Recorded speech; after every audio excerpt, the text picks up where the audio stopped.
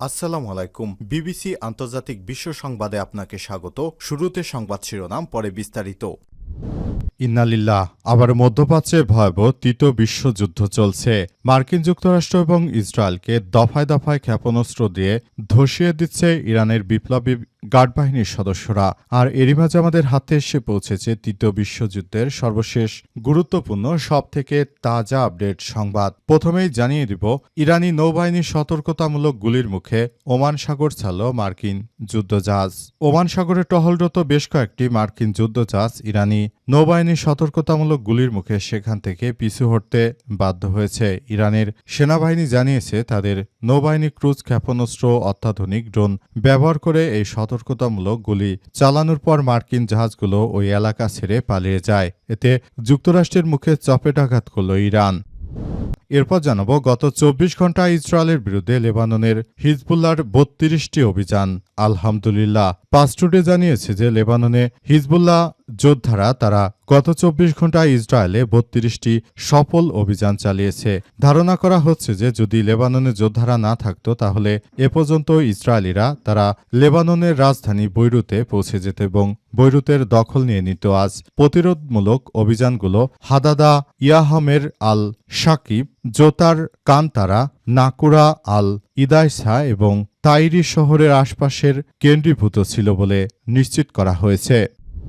এদিকে যুক্তরাষ্ট্রের গুপ্তচরবৃত্তি ইসরায়েলকে সর্বোচ্চ হুমকি হিসেবে দেখছে পেন্টাগন। যুক্তরাষ্ট্রে ইসরায়েলের গুপ্তচরবৃত্তিমূলক কর্মকাণ্ড নিয়ে উদ্বেগ বাড়ছে বলে দাবি করেছে মার্কিন কর্মকর্তারা। এই প্রেক্ষাপটে মার্কিন প্রতিরক্ষা দপ্তর পেন্টাগনের অধীনস্থ ডিফেন্স ইন্টেলিজেন্স এজেন্সি বা ডিআইএ সম্প্রতি ইসরায়েলকে যুক্তরাষ্ট্রের জন্য সর্বোচ্চ ক্রিটিক্যাল পাল্টা গোয়েন্দা হুমকির পর্যায়ে উন্নীত করেছে বলে জানিয়েছে একাধিক মার্কিন সূত্র। এবারে জানাবো, ইরানকে শক্তিশালী এবং অহংকারী বললেন ডোনাল্ড ট্রাম্প। চলমান যুদ্ধবন্ধে যুক্তরাষ্ট্রের সঙ্গে এখনো কোনো চূড়ান্ত চুক্তিতে পৌঁছায়নি ইরান, তবে শেষ পর্যন্ত তেহরানকে সমঝোতা আসতেই হবে বলে মন্তব্য করেছেন মার্কিন যুক্তরাষ্ট্রের প্রেসিডেন্ট ডোনাল্ড ট্রাম্প। তার ভাষায়, ইরানের নেতারা শক্তিশালী এবং অহংকারী, তাই সিদ্ধান্ত নিতে কিছুটা সময় নিচ্ছে।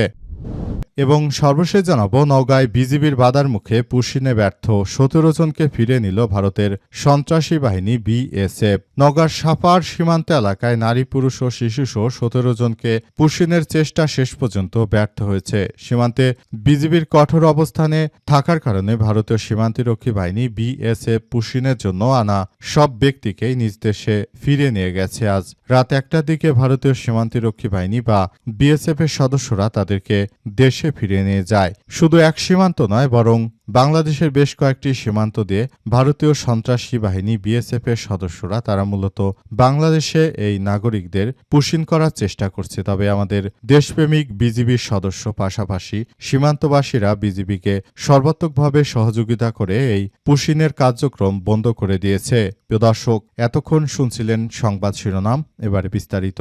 তবে তার আগে বন্ধুরা, অনুরোধ থাকবে এই সংবাদটিতে একটি লাইক দিন। এই চ্যানেলে আপনি নতুন হয়ে থাকলে আমাদের সংবাদটি দেখতে দেখতে চ্যানেলটি সাবস্ক্রাইব করে রাখুন। কমেন্ট করে বন্ধুরা আপনার মূল্যবান মতামত জানিয়ে দিন আপনি বিশ্বের কোন দেশ থেকে বা বাংলাদেশের কোন স্থান থেকে আমাদের সংবাদটি দেখছেন এবং শুনছেন। আর বন্ধুরা, সংবাদটি আপনার সোশ্যাল মিডিয়া ফেসবুকে শেয়ার করে বন্ধুদেরও দেখার সুযোগ করে দিন। গাজা যুদ্ধে আপনি যদি নিরীহ ফিলিস্তিনিদের ভালোবেসে থাকেন বন্ধুরা, কমেন্টে ইয়েস লিখে পুরো বিশ্বকে আমাদের এই তাজা আপডেট সংবাদটি দেখার সুযোগ করে দিন। আজকের এই সংবাদ সম্পর্কে আপনার মূল্যবান মতামত কমেন্ট বক্সে কমেন্ট করে জানিয়ে দিন আপনি বিশ্বের কোন দেশ থেকে বা কোন জায়গা থেকে আমাদের সঙ্গে কানেক্টেড রয়েছেন। এবারে বিস্তারিত। গত ২৪ ঘণ্টায় ইসরায়েলের বিরুদ্ধে লেবাননের হিজবুল্লাহর ৩২টি অভিযান। আলহামদুলিল্লাহ, গত ২৪ ঘণ্টায় একযোগে জায়নবাদীদের লক্ষ্য করে ৩২টি অভিযান চালিয়েছে লেবাননের সশস্ত্র যোদ্ধারা। তারা জানিয়েছে যে আমরা বেঁচে থাকতে লেবাননের ১ ইঞ্চি জমিও ছাড় দেওয়া হবে না। মূলত তারা যে ধরনের সন্ত্রাসী কার্যক্রম শুরু করেছে, লেবাননের যোদ্ধারা মার্কিন যুক্তরাষ্ট্র এবং দখলদার ইসরায়েলিদের বিরুদ্ধে পৃথিবীর ইতিহাসে সবথেকে এক ভয়ানক কার্যক্রম ও প্রতিরোধ গড়ে তুলেছে। মূলত মার্কিন যুক্তরাষ্ট্র এবং দখলদার ইসরায়েলি সন্ত্রাসীরা তারা মূলত যেভাবে ইরানের উপর আক্রমণ করেছিল, একইভাবে তারা লেবাননের উপর আক্রমণ চালাচ্ছে। তবে লেবাননের যোদ্ধারা তারা পুরোদমে মার্কিন যুক্তরাষ্ট্র দখলদার ইসরায়েলিদের এই সন্ত্রাসী আক্রমণকে রুখে দিয়েছে। এই রুখে দেওয়ার মধ্য দিয়ে তারা এগিয়ে যাচ্ছে। তারা এ পর্যন্ত বেশ কয়েকজন ইসরায়েলি সেনাকে জাহান্নামে পাঠিয়েছে। পাশাপাশি প্রতিনিয়ত তারা ইসরায়েলি সেনাবহর লক্ষ্য করে গুরুতরভাবে আক্রমণ অব্যাহত রেখেছে। লেবাননের সশস্ত্র যোদ্ধাদের প্রধান নাইম কাসেম তিনি ঘোষণা দিয়ে জানিয়েছেন যে ইরানের বিপ্লবী গার্ড বাহিনীর সদস্যরা যে দৃঢ়চিত্ত মনোবল নিয়ে তারা আক্রমণ চালিয়ে যাচ্ছে, ঠিক আমরাও তাদেরকে সমর্থন জানিয়ে, আমাদের পূর্ণ সমর্থন জানিয়ে আমরা মূলত এগিয়ে যাচ্ছি এবং আমরাও ভবিষ্যতে একটি সুন্দর ও সমৃদ্ধির একটি আধুনিক লেবানন গঠন করতে চাই। জাহানবাদী সন্ত্রাসীরা তারা যতই ষড়যন্ত্র করুক না কেন আমাদেরকে তারা রুখে দিতে পারবে না। তাদের যে কোনো ষড়যন্ত্র মোকাবেলা করে ইরানের বিপ্লবী গার্ড বাহিনীর সদস্যরা তারা এগিয়ে যাচ্ছে এবং ভবিষ্যতের দিকে তারা সুন্দর করে এগিয়ে যাচ্ছে এবং তারা নতুন করে বড় ধরনের যে কোনো মার্কিন যুক্তরাষ্ট্রের সন্ত্রাসী হামলাকে তারা প্রতিহত করতে বদ্ধপরিকর। তিনি আরও জানান, তাই যুক্তরাষ্ট্রের এই সন্ত্রাসী আক্রমণ বা লেবাননের এই সন্ত্রাসী আক্রমণ থেকে বাঁচার জন্য আমরা পুরোদমে কাজ করছি। যুক্তরাষ্ট্রের গুপ্তচর বৃত্তি ইসরায়েলকে সর্বোচ্চ হুমকি হিসেবে দেখছে পেন্টাগন। আলহামদুলিল্লাহ, অবশেষে মার্কিন যুক্তরাষ্ট্র বুঝতে পেরেছে যে পৃথিবীর জন্য হুমকি স্বরূপ হচ্ছে এই জায়নবাদী সন্ত্রাসীরা। মূলত মার্কিন যুক্তরাষ্ট্রে যত প্রযুক্তি রয়েছে সব প্রযুক্তিগত জ্ঞান অর্জন করতে চাইছে এই জায়নবাদী সন্ত্রাসীরা। তাদের উদ্দেশ্য হচ্ছে যে তারা মার্কিন যুক্তরাষ্ট্রকে ধসিয়ে দিয়ে নতুন করে তারা নিজেরাই মূলত যুক্তরাষ্ট্রের অবস্থানে বসার জন্য চেষ্টা চালিয়ে যাচ্ছে।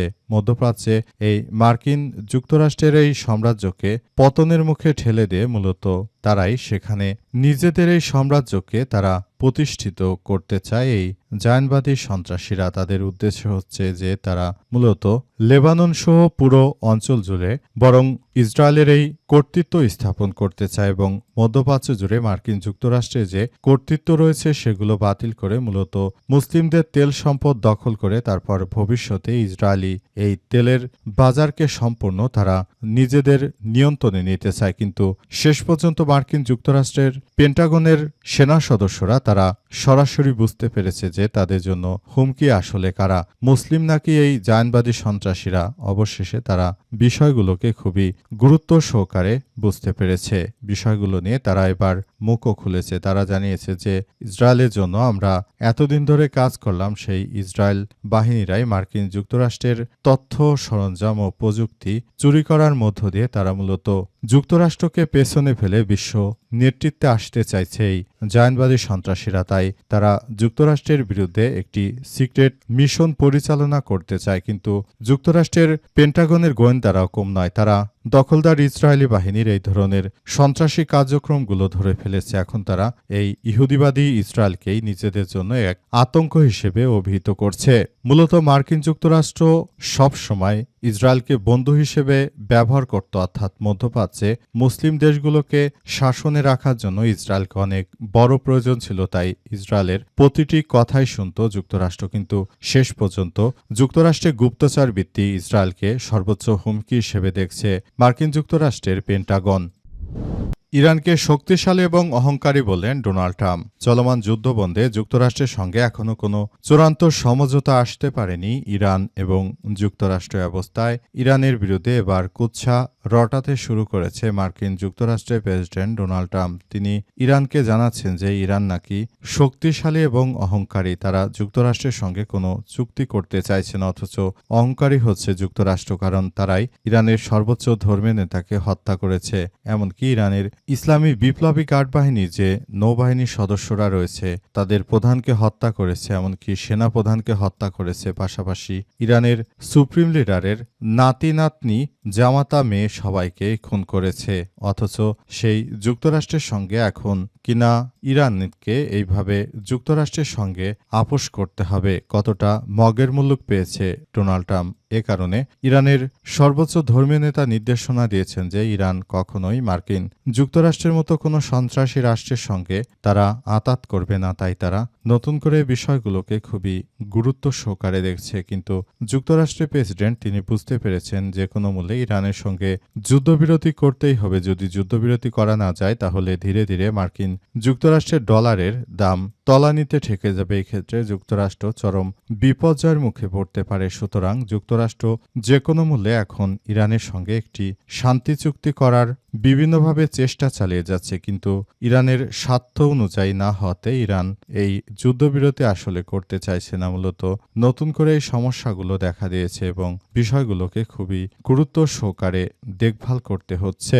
তবে শেষ পর্যন্ত আসলে এই যুদ্ধে ইরানি জয়লাভ করল। আমরা দীর্ঘদিন ধরে ইরানের ইসলামী বিপ্লবী গার্ড বাহিনীর সদস্যদের এই ক্ষমতা দেখে মনে করেছিলাম এই যুদ্ধে ইরানি জয়লাভ করবে। ইরানি সেই যুদ্ধে জয়লাভ করল ইনশাল্লাহ। ইরানি নৌবাহিনীর সতর্কতামূলক গুলির মুখে ওমান সাগর ছাড়ল মার্কিন যুদ্ধজাহাজ। ওমান সাগরে টহলরত বেশ কয়েকটি মার্কিন যুদ্ধজাহাজ ইরানি নৌবাহিনীর সতর্কতামূলক গুলির মুখে সেখান থেকে পিছু হটতে বাধ্য হয়েছে। ইরানের সেনাবাহিনী জানিয়েছে তাদের নৌবাহিনীর ক্রুজ ক্ষেপণাস্ত্র ও অত্যাধুনিক ড্রোন ব্যবহার করে সতর্কতামূলক ওই গুলি চালানো হয়। এ সময় ওই এলাকা ছেড়ে পালিয়ে যায় মার্কিন যুক্তরাষ্ট্রের ওই শক্তিশালী যুদ্ধজাহাজ। আজ ইরানের সেনাবাহিনীর পক্ষ থেকে দেওয়া এক বিবৃতি বলা হয়েছে যে যুক্তরাষ্ট্রের সন্ত্রাসী নৌবাহিনী কর্তৃক বাণিজ্যিক জাহাজ ও তেলবাহী ট্যাঙ্কার ছিনতাই, সমুদ্র সীমা বিশৃঙ্খলা ও হয়রানিমূলক কর্মকাণ্ড প্রতিহত করার অংশ হিসেবে এই অভিযান পরিচালনা করা হয়েছে। বিবৃতিতে আরও বলা হয়েছে যে ইরানের নৌবাহিনীর গাদির ক্ষেপণাস্ত্র এবং নতুন শাহিদ দানাডোনের মাধ্যমে সতর্কতামূলক গুলি চালানোর পর অনুপ্রবেশকারী মার্কিন ডেস্ট্রয়ার বা DDG-103 এবং DDG-8 ওমান সাগর ছেড়ে ভারত মহাসাগরের দিকে চলে যেতে বাধ্য হয়। পাশাপাশি ইরানি নৌবাহিনীর সদস্যরা নিশ্চিত করেছে যে USS ত্রিপলি নামের একটি মার্কিন উভচর যুদ্ধজাহাজ ও হেলিকপ্টার ক্যারিয়ারকেও ওমান সাগর থেকে হটিয়ে দেওয়া হয়েছে। ইরানি নৌবাহিনী জানিয়েছে যে সাম্প্রতিক দিনগুলোতে পরিচালিত ধারাবাহিক অভিযানের অংশ হিসেবে ওই পদক্ষেপ গ্রহণ করা হয়েছে। মূলত মার্কিন যুক্তরাষ্ট্র তারা ইরানের বুকে যে অনাকাঙ্ক্ষিত সন্ত্রাসী আক্রমণ চালানোর চেষ্টা করেছিল তাদের সেই সন্ত্রাসী আক্রমণকে প্রতিহত করে দিয়েছে ইরানের বিপ্লবী গার্ড বাহিনীর সদস্যরা। মার্কিন যুক্তরাষ্ট্র এবং দখলদার ইসরায়েলি বাহিনীর উপর যে কোনো মূল্যে মার্কিন যুক্তরাষ্ট্রের এই সন্ত্রাসী হামলাকে প্রতিহত করে দিচ্ছে ইরানের বিপ্লবী গার্ড বাহিনীর সদস্যরা। মূলত মার্কিন যুক্তরাষ্ট্র তারা শুরু থেকে ইরানকে যে হালকা হিসেবে নিয়েছিল এখন হাড়ে হাড়ে টের পাচ্ছে ইরান কি জিনিস।